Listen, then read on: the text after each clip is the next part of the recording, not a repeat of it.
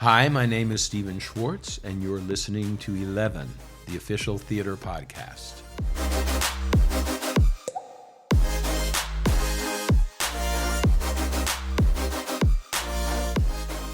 Hello and welcome to 11, the official theatre podcast that brings the biggest stars and creatives together in one place to discuss life in the arts. Our guest today is an internationally renowned composer and lyricist. In 1976, at the age of just 28, he had 3 musicals running simultaneously on Broadway: Godspell, Pippin, and The Magic Show. Since then, he's truly changed the landscape of modern musical theatre. He's known internationally for his work with Alan Menken on Disney classics Enchanted, Pocahontas and The Hunchback of Notre Dame, and his breakout musical Wicked has been performed in more than 130 cities in 16 countries around the world, and is now officially the 5th longest running show in Broadway history. Oh, and he's casually been the recipient of 3 Academy Awards, 4 Grammy Awards, a Golden Globe Award, and the Isabel Stevenson Tony Award. He's also a 6-time Tony nominee, and has been presented with 16 Lifetime Achievement Honours, has a star on the Hollywood Walk of Fame, and has been inducted into both the Theatre Hall of Fame and the Songwriters Hall of Fame.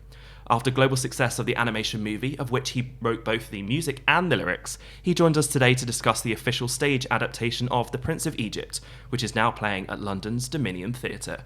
And the Academy Award-winning song When You Believe? That's one of his as well. Please welcome to 11 one of the greatest theatrical giants of all time, Mr. Stephen Schwartz. Hi, how are you? That guy sounds so impressive to me. I'd like to meet him sometime. I feel a little bit exhausted just reading all of that out. I got very tired hearing it. I was like, who is that? Is that your natural reaction to when people read stuff back? Do you like it, or are you a little bit embarrassed? It's a little bit embarrassing, let's face it. I mentioned that we are here at the Dominion Theatre. We're backstage. It's very, very exciting because you are just a few days away from the official launch of The Prince of Egypt and opening night. At this moment in time, it's a brand new piece of work for the stage. How are you feeling? I'm feeling very encouraged. We are in the middle of our preview process. Obviously, we've been changing things every night. No one audience has seen the same show as the audience the next night or the night before. But the audience response has been quite encouraging to us, and that gives you energy to continue making the changes and just trying to make the show better and better until they finally tell you you're out of time. How often do you get to change it? So you said that it's a different show every day. Do you make those changes every single day? Yes. Yeah. And how, I guess, how does that progress the story? Why would you do that?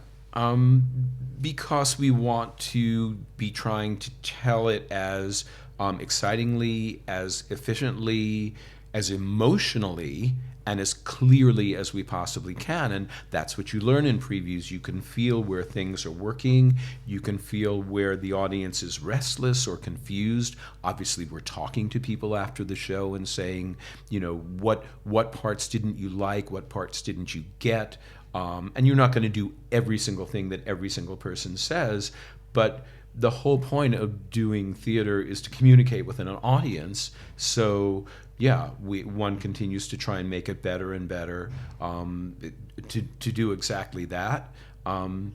Just because we got this great reaction first preview didn't mean that we were done. And we knew it could be better. And frankly, when we freeze the show, we'll still know it can be better. But we're making it as good as we possibly can within the time we've got.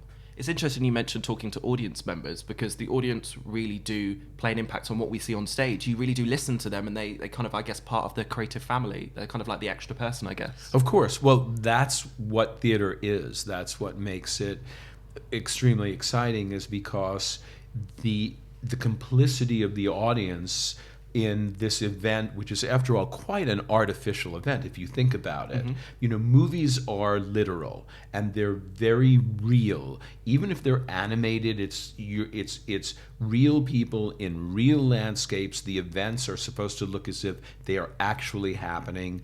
Theater is all about metaphor and theatricality and the audience's imagination supplying part of what's not really there. That's what makes it an incredibly exciting art form to me, but it means that communication with the audience is central to the job of theatrical storytelling. So I guess the $1 million question is, why now? Why was Prince of Egypt the right story to tell for 2020? I think it has a lot of resonance, and that's why there suddenly was a groundswell of interest in telling this particular story at this particular time. I mean, if you think about it, the times we're living in, people are sort of, there's a lot of like my side, your side, us against them. I'm only hearing from people with my point of view. The class or sect or race into which I was born is different than others, and we have to prevail over them. And these are the exact conflicts that we deal with in Prince of Egypt. Obviously, it's not a very good way to run a world.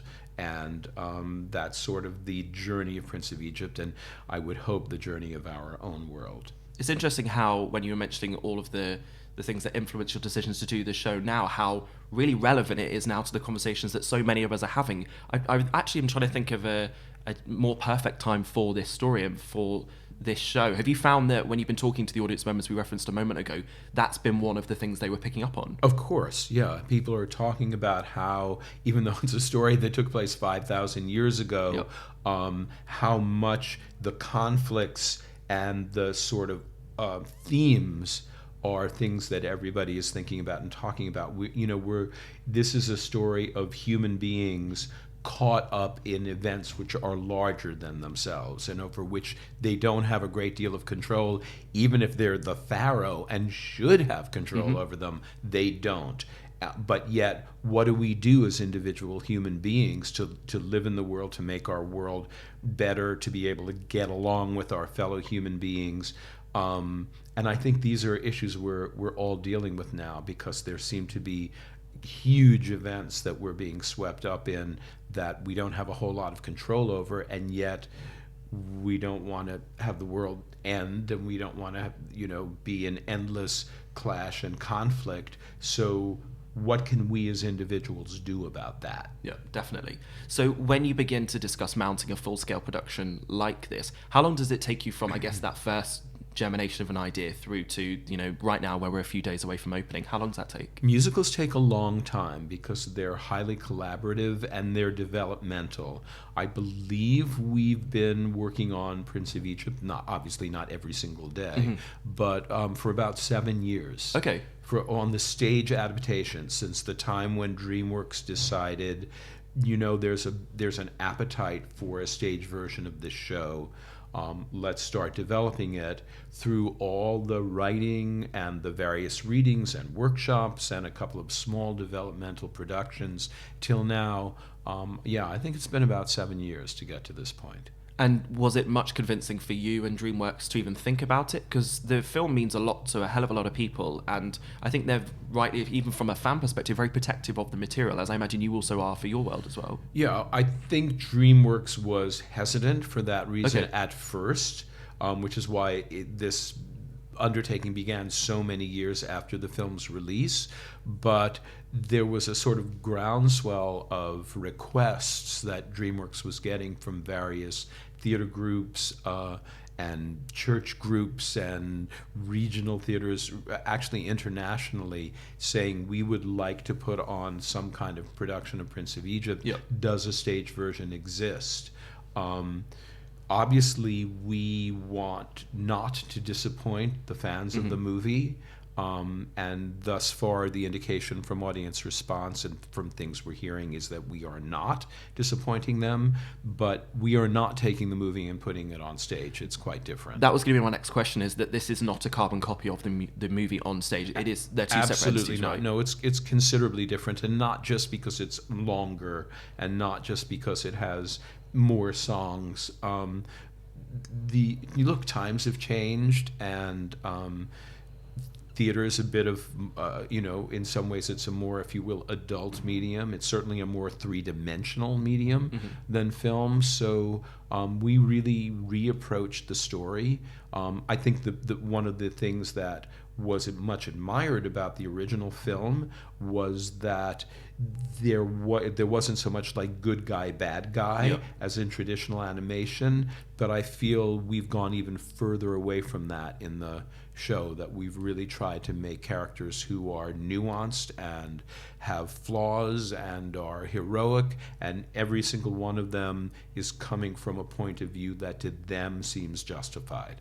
And moving from animation to real life also includes you writing, I believe, is it 10 new songs for this? Or is it more? Is it 10 songs? It's that's a little bit misleading. Yes, there Okay. are 10 new songs, but it's not as if, the action grinds to a halt and someone sings a song and then it goes on. I've approached it the way I approach any score, like the score to Wicked, where I'm thinking about it as an overall score, I understand, and yeah. themes that come in and out. It's not just write some new songs and plug them into the story.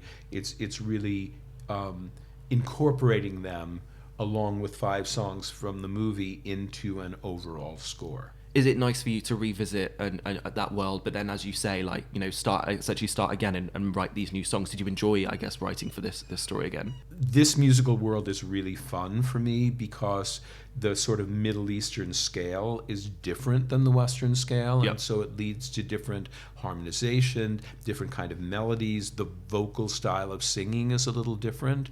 We're using, more than the movie did, a lot of instrumentation of the region. So musically, I think it just has its own sound, and consequently, as a composer, that's really exciting for me to explore. How do you feel about audiences getting to hear new work from you? Does that kind of bring the butterflies in the stomach, or are you kind of quite excited? I feel like that's what I do. I write musicals, and usually the audience is hearing all new songs when they come in. The only thing that I'm a little bit aware of, because I've seen this happen to my good friend Alan Menken and other people, is Yep. people always feel a little bit more comfortable with songs they've heard before. Yep. Someone Yep. always gets the reaction of, well, the new songs, they're not really as good as the old songs. Then when they get to know them a little better, when they hear the cast album, etc., then sometimes those songs get embraced. But I know right now that that's going to be happening a little bit, and that's just the nature of the game. I think if we play this conversation probably within the next month, everyone will be like, well, I love all the new songs as opposed to the ones from the film. I love the fact that people have that slight in-between period where they're like, well, they're not as good as the originals, when actually they end up loving them probably more than the originals. Yeah, right? and one hopes that will be the ultimate response. I've got a funny feeling they will do.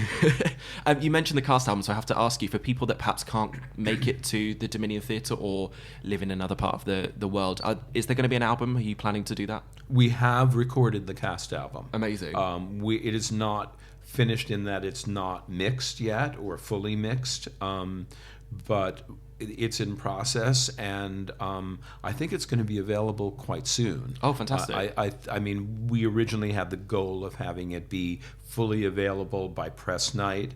I don't think we're going to quite meet that goal, but it's going to be pretty quick. And I think it's come out really beautifully. I mean, the recording sounds great. I hope within the mixing process we'll enhance it even further. The one thing that I will say, looking on social media, the reaction, as I'm just about to go see the show, is that everyone's talking about, now I want to listen to the songs. That is definitely one thing, and if you have social media, I'm sure you'll have seen that people are saying, it was great to experience it live, but now I want to go away and listen to all the songs. So I think that will be really exciting for people. I'm excited to get hear that. To be honest, at this point, I've been staying away from social media. Okay. Because you can just read one troll, and it can be so, it can actually hurt your working process because it's so hurtful. But what we have been doing is asking our producers to be checking social media, and it's been useful to us in finding areas where the story has not been as completely communicated as we would hope, and we've tried to address that, and then seen, all right, are we still hearing the same criticism? No, we're not hearing that anymore, which means we've probably fixed that. So actually, the audience response, whether it's been in the theater or individual audience members to whom we've spoken, or social media, has actually been very helpful to us in our process. It's interesting how important social media is in, I guess, the development of modern theatre, but how did you have those conversations, 10, 15, 20 years ago when you were creating? Was that down to word of mouth outside of the theatre? Was it the same sort of principle? Well, you didn't have all these opinions to read. Yeah. But you still could tell just by sitting in the audience things that were working, things that were not working, and then you would invite, as we still do that, and we still invite friends and colleagues and ask them, what worked for you, what didn't work for you, was there anything you didn't understand, was there any place you were restless, and then you try to address those issues. I think social media is a great thing for live theater and for the arts because it's direct communication. It means, in the old days, particularly in the States, if you opened on Broadway, you were very dependent on what one person from the New York Times happened to say. Yep. And if that critic really liked your show, you're in good shape. And if he or she really disliked the show, it was very difficult. And it's just one person with one opinion. Now, because of social media, there are so many opinions out there that you get to have a kind of consensus and a more direct relationship to the audience, and I think that's very welcome. Yeah, definitely, absolutely, and it's so nice to see theatre progressing with the outside world as well. I think you can almost be a little bit too kind of shy to look outwards, whereas actually it feels so collaborative now, and that to me seems really exciting. Well, one of the other exciting things that's happened in previews of this show, and I don't know how much of that is due to social media, but it's been very exciting for us, is that our audience is not only the traditional theater audience. There are a lot of young people. It's a younger audience than we expected, and it's extremely diverse. Okay. And we've been hearing that a lot of people are there it's their first show ever, or they don't really go to theater, but they'd heard that this was something that might appeal to them. And that's really exciting to sit in that that broadest spectrum of an audience. A young, diverse audience in theatre, just you saying those words is so exciting and actually quite moving to hear that that's really translating. So much to your credit and to everyone here. We're going to take a break. We're going to be back in 60 seconds. Welcome back to 11. Stephen Schwartz is here. Thank you very much. Let's talk about this cast. So it's a cast of 42 and 16 musicians. I hope I've got that right. But let's talk about Christine, Alexia, Luke, and Liam. Right. It's a pretty... The four most beautiful people on Broadway. Well, in the West End. In the West End. I mean, it's a pretty impressive lineup. It really is the creme de la creme of West End talent. I mean, what's it been like working with this cast and getting to bring this story to life? Because they are amazing. We saw that from the launch. We've seen that from the videos as well. Just stunning. Well, the whole cast is... First of all, they sing really, really well, which, to be honest, didn't always used to be the case in the West End. I find that the level of just the vocal ability is higher than when I was working here in the 90s. And it's particularly high in this cast, not just with Luke, Liam, Christine, and Lexi, but the entire cast, the ensemble, many of whom, of course, are covering roles and will probably frequently be going on, are in really great singers. But the level of acting is also very high, because I think just here in London, people just train in that way. So it's been really exciting, because you know that what you've written is going to be given its best presentation, and therefore if it's not working, you can't just blame the actor. You actually have to fix it. Of course. I could think of a million reasons why to the answer to this question, but I guess from your perspective, why London and why not anywhere else? Why is London the right place for you to start this? Well, first of all, some of it has to do, in fact, with the level of acting. Okay. The kind of acting that is pretty commonplace in London, because actors are so well trained. But frankly, the other reason is that our lead producers, Michael McCabe and Neil Laidlaw, who are producing in association with the Universal Theatricals, but our lead producers are British. Okay. And so they're bringing the show basically to their home constituency, if you will.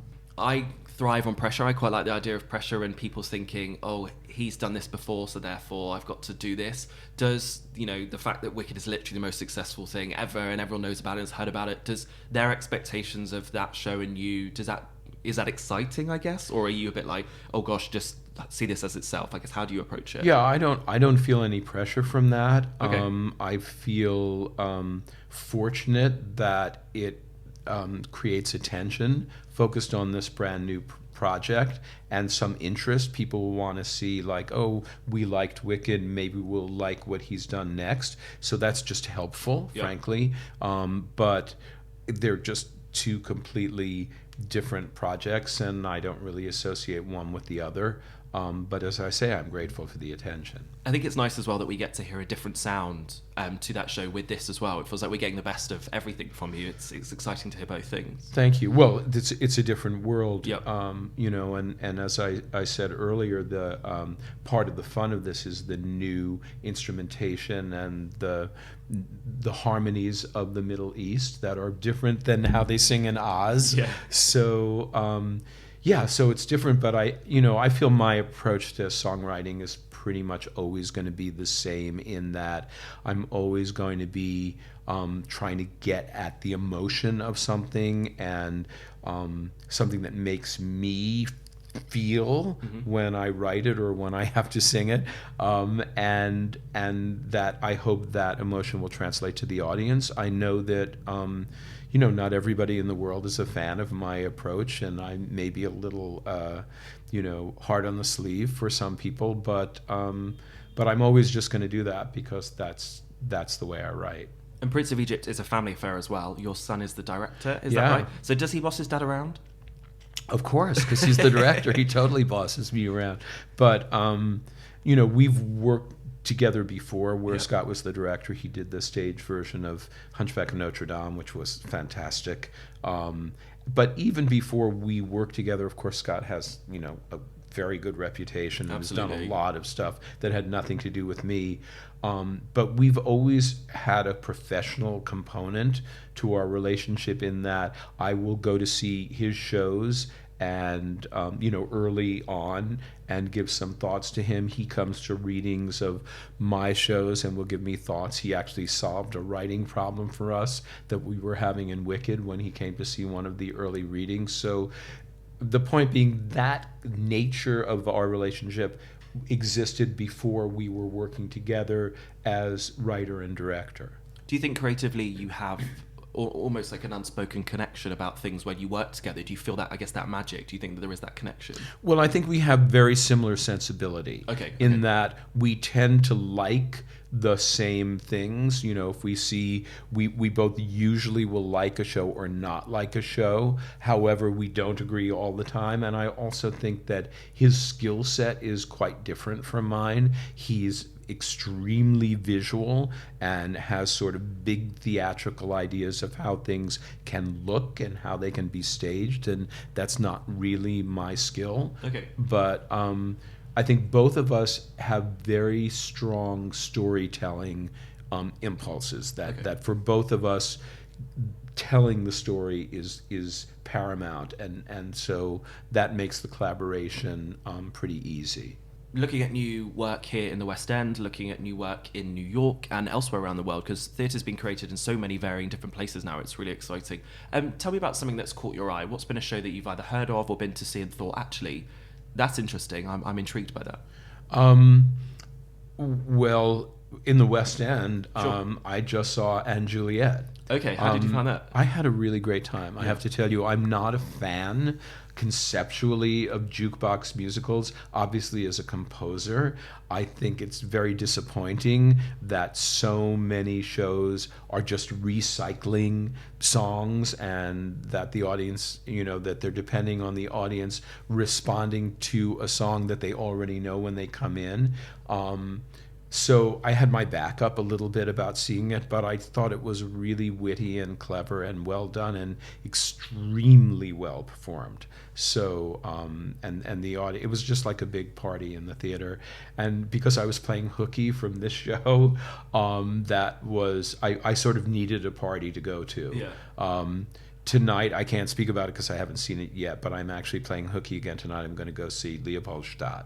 Oh, yes. An amazing play. I feel like any new work by Tom Stoppard, I want to be there, so I'm really looking forward to that. Absolutely. One show in the West End that has gone everywhere and it's just about to open in New York is Six. Yeah, I've heard heard. You seen Six? I have not. I've met the writers, and I like them very Toby much. And Lucy. They're really very vibrant personalities, and I understand very talented. I know that there's been very good response early on to I don't think Six is opened yet. Yes, it's very soon, yeah. But I've been hearing very good things in previews. But frankly, I haven't seen it here because I have to see it in New York because I'm a Tony voter. Okay, so I yeah. figure I want to come in completely fresh to it and see it there. But I've been hearing, the buzz is very good, as they say. Definitely. Have you heard any of the songs from it? I've heard nothing. It's quite a beautiful thing because the cast album is very musical theatre meets pop, and there are obviously always going to be examples where that's happened before, but it feels like almost like a new step forward. It really does feel fresh and exciting, and I think it's exciting that people are trying new things. Yeah, I mean, it's interesting on Broadway now because it's both encouraging and extremely discouraging and disheartening.